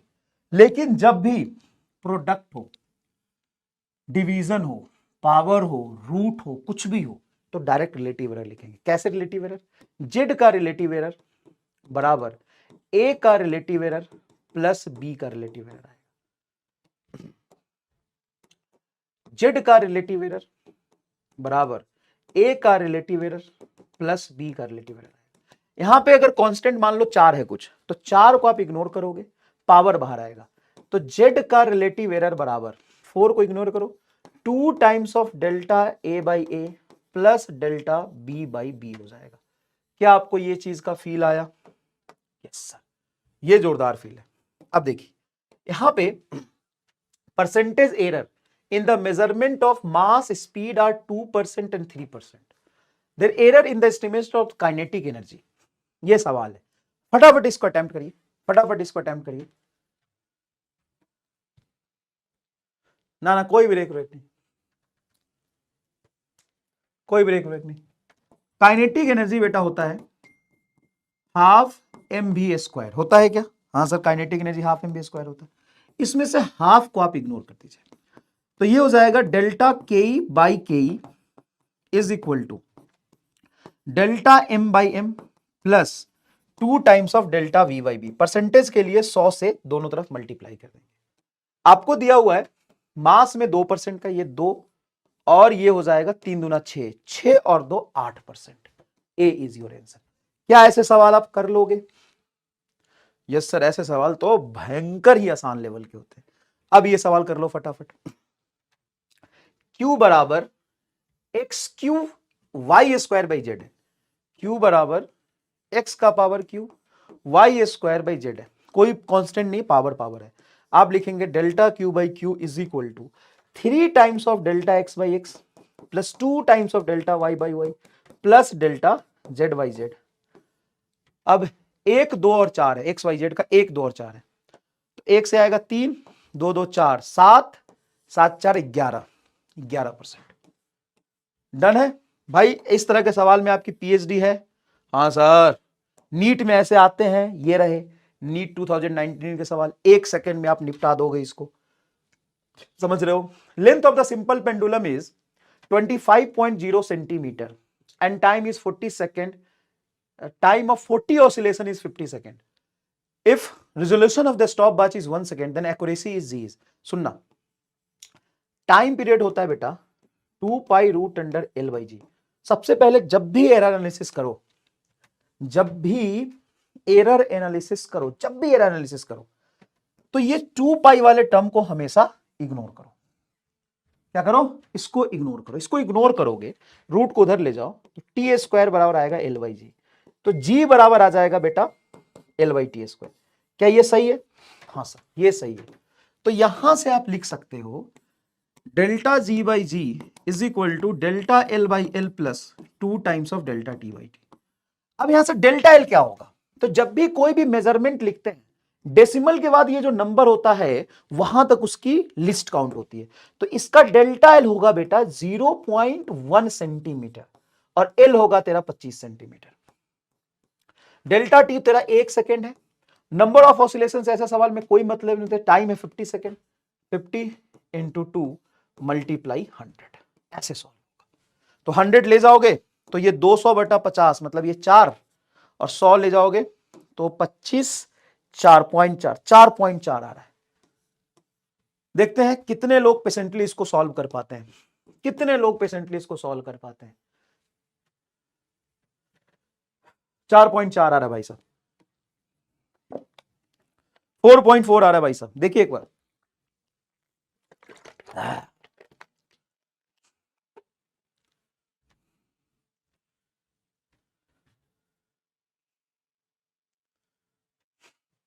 बढ़िया, मजा आ गया भाई साहब, मजा आ गया। मतलब ये होना चाहिए। इसी पर बेस्ड एक सवाल है, इसमें याद रखना 20 ऑसिलेशन को इग्नोर करना। ये होमवर्क दे देता हूं, same formula, same ditto same, कोई भी चेंज नहीं। मेटल वायर ऑफ मास इतना, जब भी मेटल वायर का मास 2 टर्म में लिखा है मतलब ये बेटा एक्चुअल में मास ये है और ये डेल्टा है में, समझते हो ये चीज? यस में जवाब दे दो, पूरा कमेंट बॉक्स भर दो यस से। ये मास है और ये डेल्टा है में। रेडियस ये नीट 2023 का सवाल है, लास्ट ईयर का। ये आर है, ये डेल्टा आर है। लेंथ ये एल है, ये डेल्टा एल है। Maximum possible percentage error in the measurement of density. Density में हमें एरर लिखना है, तो बेटा हम डेंसिटी लिखेंगे मास बटा वॉल्यूम, वॉल्यूम हो जाएगा pi R square into L. तो सीधा आएगा delta rho by rho, delta M by M, pi को इग्नोर करो कांस्टेंट है, 2 delta R by R minus नहीं होगा, plus delta L by L. क्या तुम्हें delta M by M given है, delta R by R given है, delta L by L given है। इसी तरीके के दो सवाल हमने किए हैं क्या, इसी तरीके के दो सवाल हमने किए हैं क्या बेटा। नेक्स्ट देखिए, वायर हैज मास इतना, अरे यही तो सवाल अभी किया। अच्छा थोड़ा डेटा चेंज है, रेडियस इतना, लेंथ इतना, कर लोगे ऐसे सवाल। Percentage in the measurement of G, देखो ये लेंथ दे दिया, ये टी दे दिया, ये तुम्हारा 4 पाई को इग्नोर करो, डेल्टा जी बाई जी हो जाएगा delta L by l plus 2 times of delta t by T. बहुत इजी है। Accuracy and precision not in syllabus. मैंने इसको लिखा इसीलिए कि मैं बता दूं कि सिलेबस जो एनटीए ने लाया है उसमें ये मेंशन नहीं है, लेकिन फिर भी मैं डेफिनेशन थोड़ा बता दूंगा। एक्यूरेसी का मतलब होता है कि जो मेजर्ड वैल्यू है ट्रू वैल्यू के कितना पास है, ये होता है एक्यूरेसी का मतलब। आप एक्यूरेसी तभी बता सकते हैं जब आपको ट्रू वैल्यू पता हो। प्रिसीजन का मतलब ये होता है कि कितने छोटे डिजिट तक जाके मेजर किया, जैसे 0.37 मीटर है, 0.373 मीटर है, 0.36784 मीटर है। तो डेसिमल प्लेस के बाद जितना नीचे जाके मेजर करते हैं प्रिसीजन उसका उतना ज्यादा होता है। जितना छोटा लिस्ट काउंट होगा प्रिसीजन उतना ज्यादा होगा। ये बस मैंने बता दिया है, वैसे सिलेबस में प्रिसीजन नहीं है। सिस्टमैटिक एरर वो एरर होते हैं जो फिक्स्ड होते हैं, जिसका मैग्नीट्यूड हमेशा कांस्टेंट रहता है, जिसका रीजन नोन होता है, नोन रीजन की वजह से होता है, नोन रीजन, जिसका रीजन नोन होता है। और इसको नंबर ऑफ ऑब्जर्वेशन बढ़ा के हम इसको कम नहीं कर सकते, can not decrease by increasing number of observation. Clear है? हाँ। List count error is a part of systematic error, list count error is a part of systematic error. Random error वो होता है बेटा, रैंडम एरर वो होता है जो इररेगुलर वेरिएशन ऑफ मैग्नीट्यूड की वजह से आता है। इसको हम इंक्रीज करके एरर कम कर सकते हैं, नंबर ऑफ ऑब्जर्वेशन इंक्रीज करके। बेटा मान लो रैंडम एरर x है, नंबर ऑफ ऑब्जर्वेशन है, तो ऐसा ग्राफ बनता है, x इंटू एन बराबर कांस्टेंट होता है। नंबर ऑफ ऑब्जर्वेशन बढ़ाएंगे रैंडम एरर घट जाएगा, लेकिन सिस्टमैटिक एरर नहीं घटता। ठीक है, अब यहां पे सवाल है, error in the measurement which arise due to unpredictable fluctuation, मतलब हमें रीजन नहीं पता, रीजन नहीं पता, अनप्रिडिक्टेबल फ्लक्चुएशन की वजह से हो रहा है, टेम्परेचर है, वोल्टेज सप्लाई ईटीसी से। तो ये कौन सा एरर है? ये बेटा नीट 23 का सवाल है। कौन सा एरर है? Random error. कौन सा एरर है? Random error. क्लियर? चलिए, set of defective observation weight is issued by the student to find the mass of an object, large number of reading will reduce random error. Yes, systematic error को कम नहीं कर सकता, large number of observation random error को कम कर देता है। The number of significant digit is the number, इतना एंड इतना इज। आओ सिग्निफिकेंट डिजिट काउंट करें, इसमें कितना सिग्निफिकेंट डिजिट है? तो पॉइंट के बाद जितने भी जीरो आ जाते हैं वो सिग्निफिकेंट होते हैं। 1 2 3 4 5, 5 होंगे। इसमें क्या होंगे? 1 2 3 4 5 6 7, 5 और 7। All non zero are significant, zeros between non zero are significant. बिना डेसिमल के होता तो हम जीरो काउंट नहीं करेंगे, लेकिन डेसिमल के बाद हम जीरो काउंट करते हैं। डेसिमल से पहले के जीरो को काउंट नहीं करते बिना नॉन जीरो। जैसे इसमें सिग्निफिकेंट डिजिट एक ही होगा, एक ही सिग्निफिकेंट डिजिट होगा, लेकिन 40.04 में 4 सिग्निफिकेंट डिजिट होंगे। क्लियर है क्या? क्लियर है क्या? चलिए मैट्रिक्स मैच है, फटाफट इसको मैच करिए।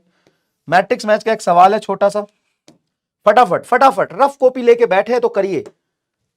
आप हारने वालों में से नहीं है भाई, आप बहुत जुझारू कर ले जाएंगे। और ये बहुत इंपॉर्टेंट है, एक छोटा सा सवाल दे देगा 4 नंबर मिल जाएंगे। बताओ इसमें कितने हैं सर? 4 हैं। इसमें 1 2 3 ही हैं, इसमें 1 2 3 4 5 6 है, इसमें ये काउंट नहीं होगा, 1 2 3 4 5 है, ये आएगा। देखो तो सिग्निफिकेंट डिजिट सिलेबस में है।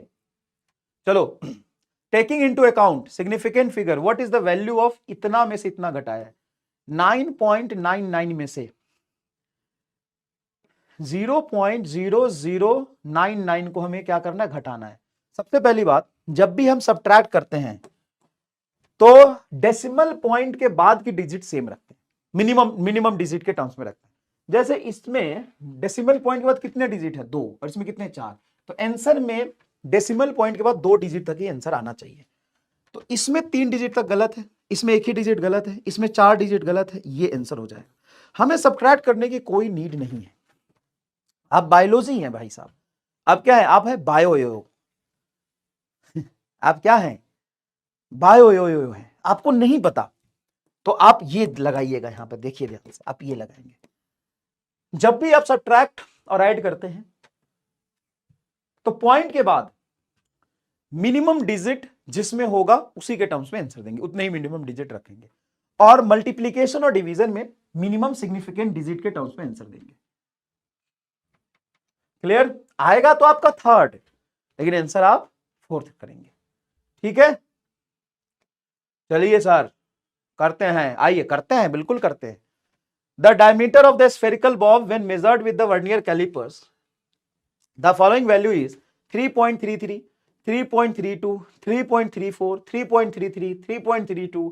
The mean diameter to appropriate significant figure is,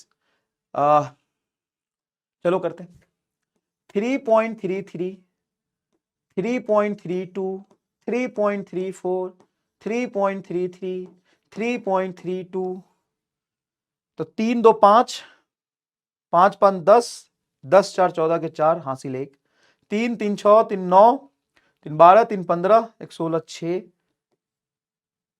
3 3 6, 3 9, 3 12, 3 15, 16, ये आएगा। अब 1 2 3 4 5, 5 से डिवाइड कर दो, डिवाइड करोगे ना भाई, तो 16.64 को 5 से डिवाइड करो, तो ये होगा 3 16,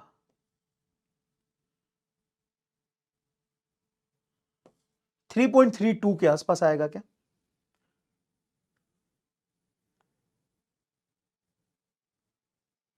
थ्री 3.32 आएगा क्या? देखो तो एक बार, 3.33, 3.32, 3232 दो बार है, 33 दो बार है, 34 एक बार है, 3.32 आ रहा है। करके देखो एक बार भाई, देखो ये दोनों तो आंसर होंगे नहीं, नहीं, हाँ ये दोनों आंसर होंगे नहीं, क्योंकि सिग्निफिकेंट डिजिट के हिसाब से जोड़ना है, तो पॉइंट के बाद 2 डिजिट तक तुम्हें आंसर देना है, तो पॉइंट के बाद 3 डिजिट नहीं होंगे, पॉइंट के बाद 1 डिजिट नहीं होगा, तो ये दोनों तो लॉजिकली गलत है। 3 और 4 में से देखो, और अप्रोक्सीमेट करो, 3.32 आ रहा है ना, यस, राउंड ऑफ करना पड़ेगा, 3.32 ही आएगा।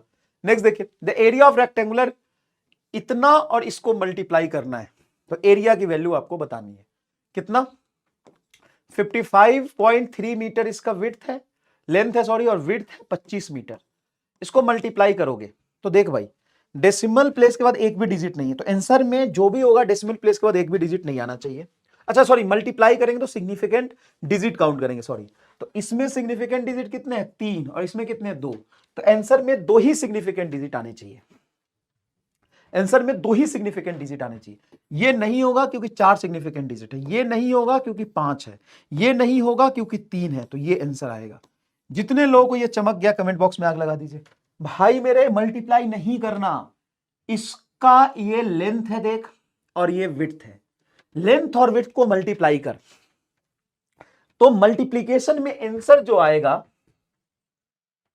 मल्टीप्लीकेशन में आंसर जो आएगा वो 2 सिग्निफिकेंट डिजिट के टर्म्स में आएगा, इसमें तो 3 है, इसमें तो 5 है, इसमें होगा नहीं, इसलिए ये आंसर आ गया। लास्ट 200% सही है, निकल ले पतली गली से, गोली मार दूंगा। लिस्ट काउंट देख इधर, लिस्ट काउंट होता है, लिस्ट काउंट होता है, ध्यान से देखिए, लिस्ट काउंट क्या होता है, लिस्ट काउंट होता है मैक्सिमम पॉसिबल एरर और minimum measurement taken by the instrument, minimum measurement taken by the instrument is called least count. Vernier callipers का जो लिस्ट काउंट होता है बेटा, वर्नियर कैलिपर्स का जो लिस्ट काउंट होता है वो होता है 1 main scale division minus 1 vernier scale division, और इसको अलग से एक्सपेरिमेंटल फिजिक्स में भी इसको ऐड किया इंस्ट्रूमेंट को, तो यहां से बहुत ज्यादा चांस है कि अलग से ऐड किया तो एक सवाल आ सकता है। याद रखना, नीट में डायरेक्ट जो सवाल आते हैं इसी से आते हैं, लिस्ट काउंट बराबर होता है 1 MSD minus 1 VSD। List count बराबर होता है 1 MSD माइनस 1 VSD। इसकी रीडिंग कैसे लेते हैं? तो लेंथ की जो रीडिंग होगी, मेन स्केल जो कोइंसाइड करेगा, जिसको क्रॉस करेगा, वो main scale reading plus vernier scale reading multiply list count. ये है रीडिंग लेने का तरीका। जीरो एरर की अगर आप बात करोगे, zero error always subtracted, always subtracted with proper sign, with proper sign. Proper sign के साथ जीरो एरर को हमेशा क्या करते हैं? सबट्रैक्ट करते हैं। प्रॉपर साइन के साथ जीरो एरर को हमेशा क्या करते हैं? सबट्रैक्ट करते हैं। प्रॉपर साइन के साथ जीरो एरर को हमेशा सबट्रैक्ट करते हैं। जैसे मान ले निगेटिव जीरो एरर है, तो फाइनली वो ऐड होगा या सबट्रैक्ट होगा? 3.33 आ रहा है क्या? अरे यार, ओहो, कैलकुलेटर यूज करना पड़ेगा। ये तो सही जो रहा है ना भाई, मानता नहीं है। ये तो सही जो रहा है 16.64, ठीक है। इसको 5 से डिवाइड करना है, 3.328 आ रहा है, तो राउंड ऑफ करोगे तो 3 हो जाएगा, 3.33 आंसर आएगा। हाँ तो 3.33 आएगा, ही नहीं होगा।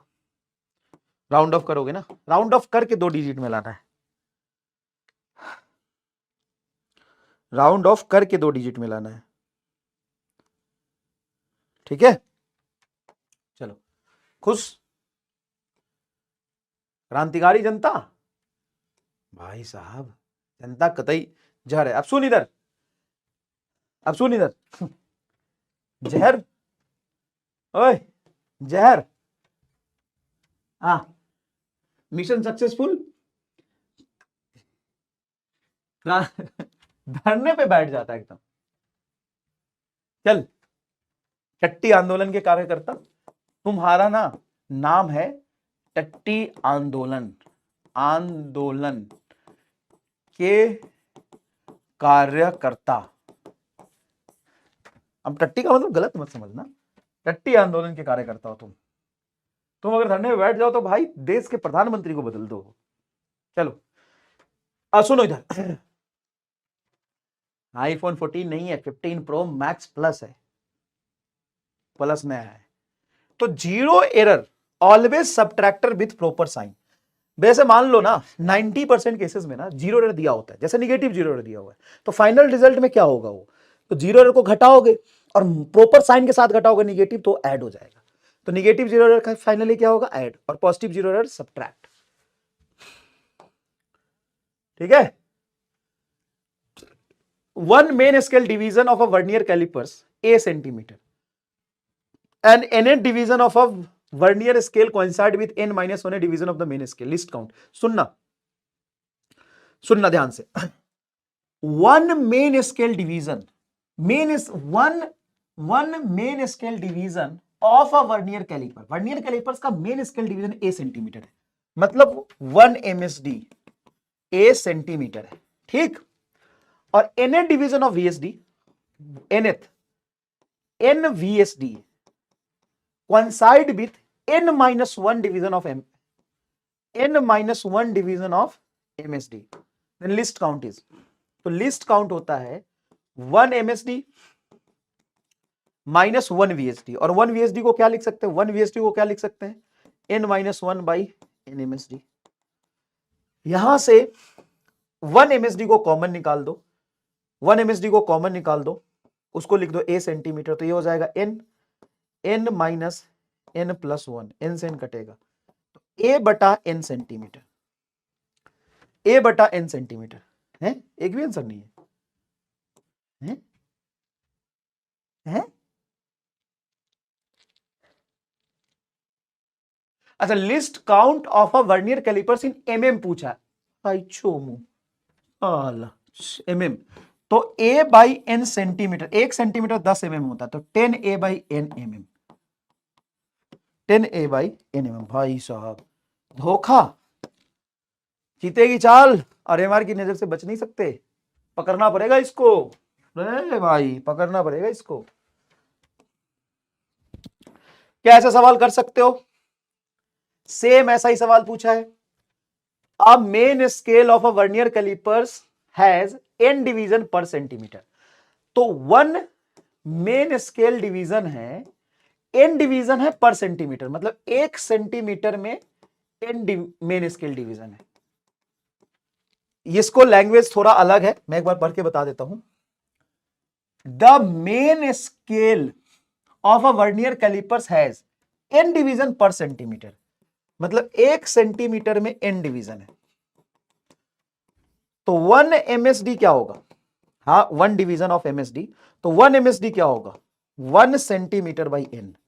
भाई रे रे अंग्रेजी के भिखारी सुन ले, ये लिखा हुआ है the main scale of a vernier callipers has n division per centimetre, मतलब n main scale division 1 centimetre में है, तो 1 डिवीजन होगा 1 सेंटीमीटर बटा n, और n डिवीजन वह vernier calliper coincide with n-1 division of main scale, तो n VSD बराबर n-1 MSD। चोमुनन स्वामी सुन ध्यान से, यहां पे MSD और VSD में रिलेशन मिल गया। हाँ, 1 MSD की वैल्यू पता चल गई, सॉल्व हो जाएगी। लिस्ट काउंट होता है 1 MSD माइनस 1 VSD, सॉल्व हो जाएगा।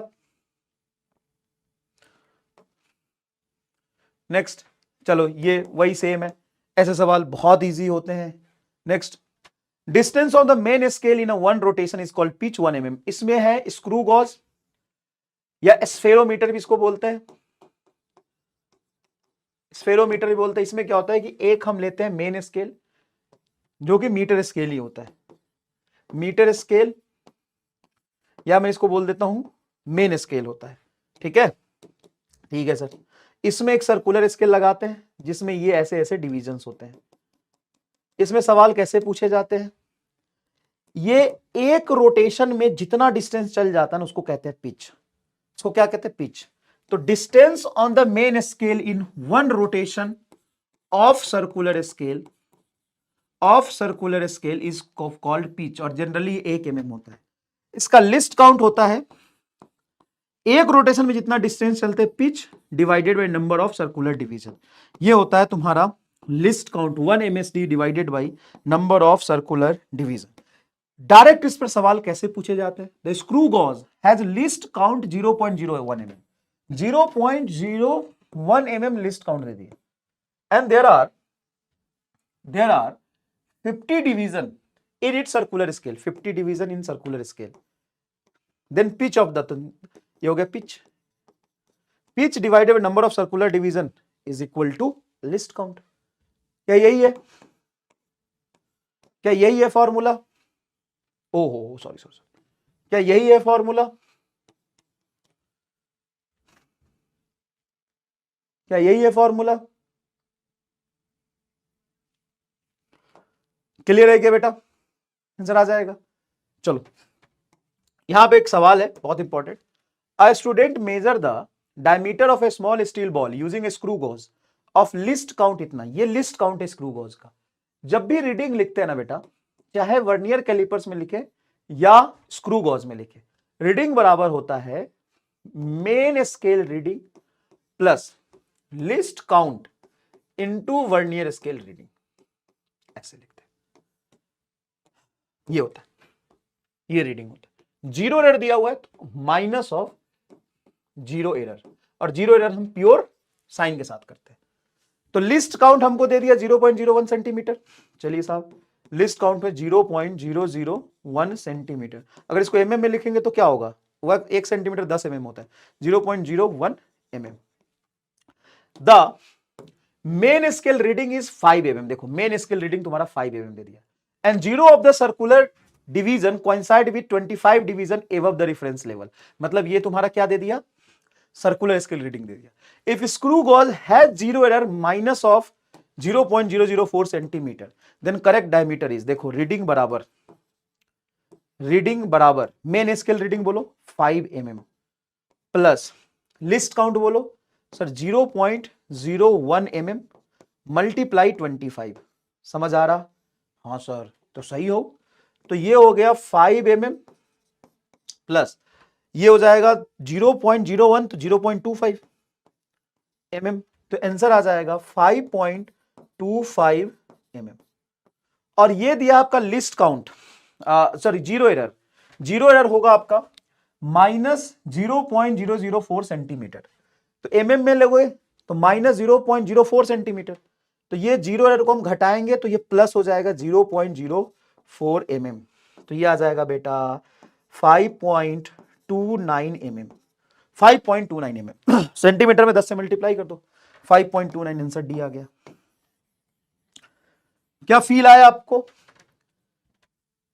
ऐसे ही रीडिंग लेने वाली बात होगी, अगर रीडिंग लेने वाली बात होगी तो ठीक इसी तरीके से रीडिंग लेने वाली बात होगी, ठीक इसी तरीके से आप वर्नियर कैलिपर्स में भी कर सकते हैं।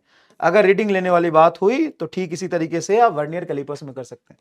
जेईई मेन 2020 का सवाल है, screw gauge has a pitch इतना and 50 division on the circular scale, then thickness of the object is measured, it should be correctly recorded as.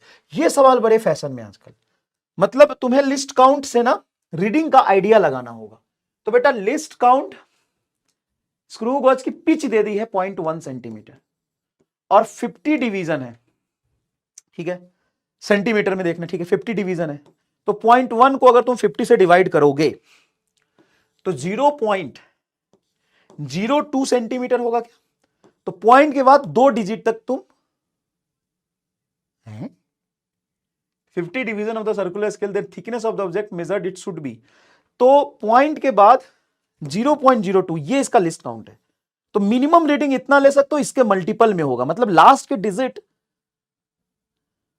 नहीं एक और जीरो जाएगा ना, तो लास्ट का जो डिजिट है 0.02 के मल्टीपल में चलेगा, तो 2 के मल्टीपल में 1543। भाई साहब दिमाग वाला सवाल है, शायद इतना दिमाग तुम्हारे में हो। एक्सप्लेन करो तो इसको। देखो रीडिंग देख के क्या तुम आइडिया लगा सकते हो कि इसको जो मेजर किया गया होगा